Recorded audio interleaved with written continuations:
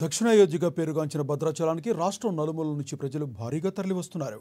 మరికొన్ని రోజుల్లోనే శ్రీరామనవమి ఉత్సవాలు జరుగుతున్న నేపథ్యంలో అధికారులు ఏర్పాట్లు చేస్తున్నారు. అయితే గోదావరి తీరంలో మాత్రం పనుల్లో నాణ్యత లేదని, సరైన సౌకర్యాలు లేవని స్థానికులు విమర్శలు గుప్పిస్తున్నారు.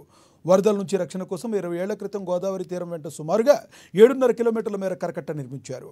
అందులో గోదావరి వంతెన నుంచి పుష్కర్ ఘాట్ వరకు ఉన్న 3.5 కిలోమీటర్ల పొడవున కరకట్టపై సిమెంట్ రోడ్డు ఏర్పాటు చేశారు. లైటింగ్, బెంచీలు అమర్చారు.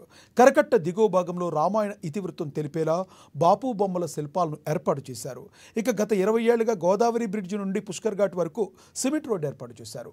స్నానఘట్టాలు పెంచడం మినహా కరకట్ట వెంబడి జరిగిన మరో అభివృద్ధి పనే లేదు.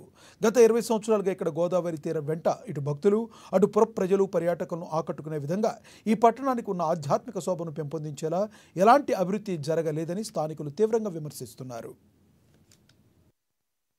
కవర్ చేస్తుందా తీసుకెళ్తే ఆ ఇళ్ళకు కూడా ప్రొటెక్షన్ వస్తుంది. అది చాలా ఇల్లు ఎన్నో ఉన్నాయి, అదే కట్టుకున్నారు కదా. కట్టుకున్నారు. ఏటూరు నగరం మండల కేంద్రం